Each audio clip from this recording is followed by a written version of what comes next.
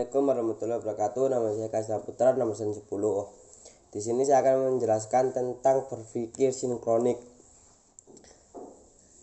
Mempelajari sejarah antara lain bertujuan agar pengalaman manusia, baik manusia lain atau dirinya sendiri pada masa lampau, dapat menjadi pelajaran peringat, inspirasi sekaligus motivasi. Dalam hukum historiografi barat pada tahun 2014, karya Wahyu Irana, Ilmu Sejarah, membagi sejarah dalam dua pengertian, yaitu sejarah bagi peristiwa dan sejarah bagi kisah. Sejarah dalam pengertian ketika dia merupakan ilmu yang mempelajari peristiwa yang bersangkut paut dengan kehidupan manusia pada masa lampau secara selektif. Sejarah dan ilmu sosial memiliki hubungan baik timbal balik, sebab pada dasarnya sejarah adalah bagian dari ilmu sosial. Sejarah dan ilmu sosial memiliki ikatan yang tidak terpisahkan. Apa itu konsep berpikir sinkronik? Sinkronik bersangkutan dengan peristiwa yang terjadi dalam suatu masa yang terbatas. Sinkronik berasal dari bahasa Yunani syin, artinya dengan, dan kronos, artinya waktu atau masa. Berpikir sejarah secara sinkronik yaitu berpikir dalam ruang tetapi terbatas dalam waktu.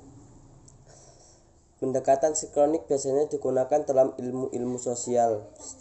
Sinkronik lebih mengenakan pada struktur dan hanya menganalisis suatu kondisi tertentu. Apa tujuan berpikir sinkronik? Tujuan berpikir sinkronik dalam mempelajari sejarah adalah melihat perubahan segala sesuatu yang bersangkutan dengan peristiwa yang terjadi pada suatu masa. Apa ciri-ciri berpikir sinkronik? Di sini ada konsep berpikir sinkronik, terdapat beberapa ciri, diantaranya 1. Bersifat horizontal.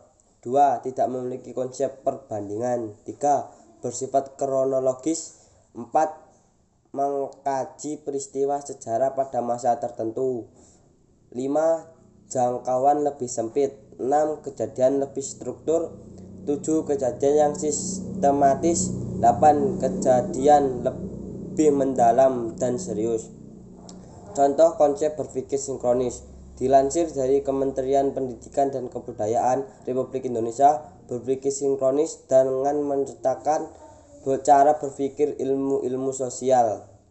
Misalnya dalam materi Demokrasi Liberal 1950 sampai 1959 yang dilihat secara kondisi ekonominya, meskipun Indonesia telah merdeka tetapi kondisi ekonomi pada saat demokrasi liberal masih sangat buruk. Faktor yang menyebabkan ekonomi tersedat pada waktu itu adalah 1. Indonesia hanya mengandalkan satu jenis ekspor hasil bumi. 2. Bangsa Indonesia menanggung beban ekonomi keuangan yang telah ditetapkan dalam konferensi meja bundar.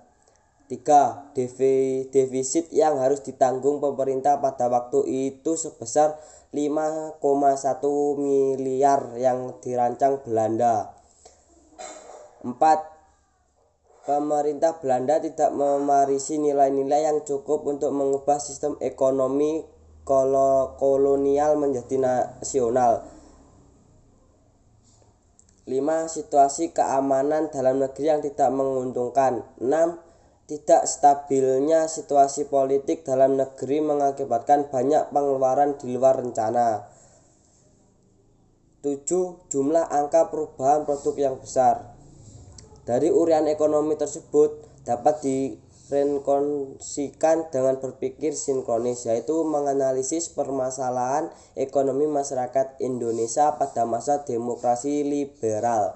Dengan melibatkan cara berpikir ilmu sosial, maka kejadian sejarah akan sangat bermanfaat bagi kehidupan di masa yang akan datang. Pada masa demokrasi liberal dapat dianalisis di bagaimana kondisi ekonomi masyarakat saat itu dalam memperjuangkan hidupnya setelah merdeka. Peristiwa sejarah tidak lepas dalam konsep ruang dan waktu. Ruang merupakan tempat suatu peristiwa terjadi, sedangkan waktu adalah sesaat terjadinya peristiwa sejarah. Sekian yang bisa saya sampaikan. Jika ada salah kata, mohon maaf. Saya akhiri, wassalamualaikum warahmatullahi wabarakatuh.